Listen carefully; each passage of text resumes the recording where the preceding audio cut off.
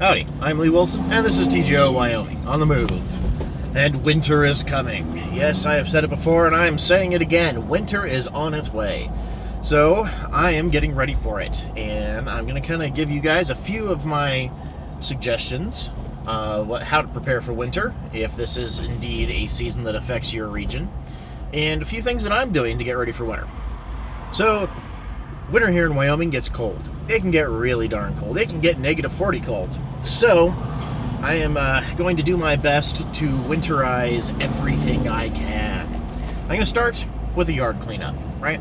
I'm going to get everything out of my backyard that cannot tolerate extremely cold temperatures and or gratuitous amounts of snow. And then, of course, the inevitable runoff, so if it's not waterproof, it's going somewhere else. This means taking my lawnmower and basically servicing it at the end of the season and putting it away, draining the float bowl and the like right there. Any miscellaneous gas cans that may be outside are going to be moved into the garage. Any work stands or plastic buckets or anything that I use outdoors, those will be moved inside because plastic doesn't handle the extreme cold very well. It gets very brittle. I'm just going to do a general yard cleanup. I'm going to get as many branches out of the yard as I can. Fall is really one of those times for us when the wind does kick up pretty severely.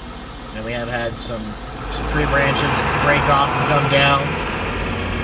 So those are the things outside I'm going to get taken care of. And then I'm going to move on to my vehicles. Now, I do not like working on my cars in the snow and in the cold. It's just not fun for me. So, while it's still relatively warm, I'm going to go ahead and do any oil changes I need to do. If your tires need to get rotated, go get that done. Change your oil or have it changed. Do a full car clean out.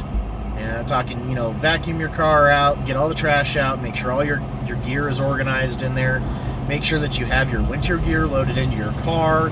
That may consist of, an inexpensive or spare sleeping bag. That's a really annoying Chevy. Oh boy. Okay, so, an extra jacket, an inexpensive or spare sleeping bag.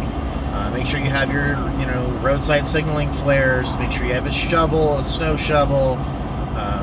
Whatever gear you keep in there, make sure your jumper cables are good. And all of your extra fluids. And have that in your car. Get your car cleaned. And make sure it is in top running condition. The oil change for me is a really big thing, simply because I'm not going to get out there and do it, and a 2,000-mile oil change will last me through the winter, easily, because I'm not going to be traveling that much. Boy, it is bright this morning, guys. It is just really, really bright. I get used to a couple of days of no sunshine. Now all of a sudden it's just kicking through like, ooh, boy. Alright, and then winterizing the house. Okay, so food storage. For me, that is a big deal. So the wife and I have been going to Sam's Club and picking up extra packages of ground beef, 80/20. None of that 1090 lean stuff. No, sir, we like that fat. Tastes better anyway. We were getting some extra chicken breasts, some pork loins, stuff like that. And we are bringing it home and then repackaging it in our Food Saver vacuum seal bags. And then we're vacuum sealing those into just shy of 1 pound packages for the ground beef, and then usually 2 chicken breasts per package. We're getting those all vacuum sealed up and put in the freezer, so we have a little extra. Great thing here is that if for some reason the power does, go out due to weight on the power lines or whatnot, we're not going to lose the food in the freezer, because realistically we can just stick it outside. It's going to stay plenty cold. Plenty cold. So yeah, extra food prep, extra canned goods, extra dry goods. And this is beyond the normal food storage. I just want to point that out.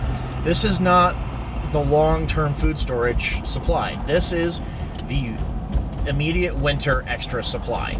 That's what it's here for. So, because we really don't want to dip into our long-term food prep if we don't have to. So, yeah, this is just seasonal expansion.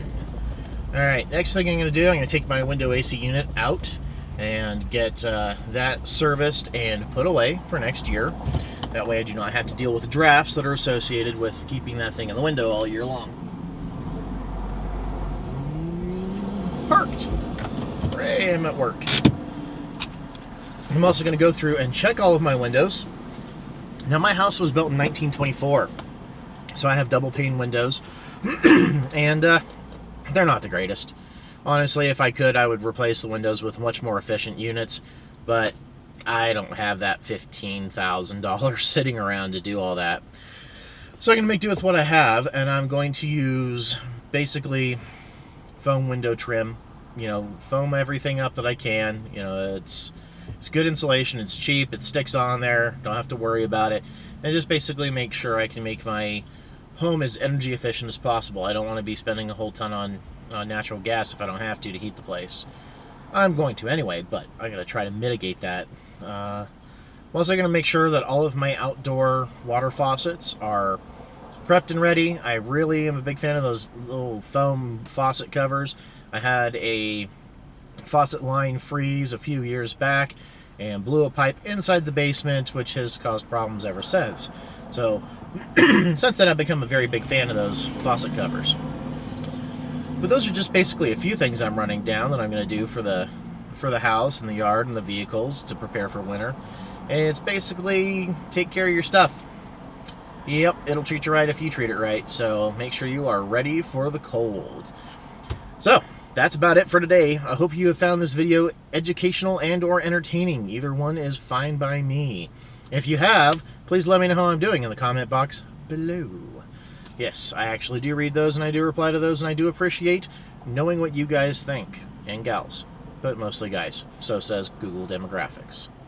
But you can help out this channel by sharing, commenting, and subscribing for more great videos. And as always, thanks for watching. Stay safe, shoot straight, and I'll see y'all next time.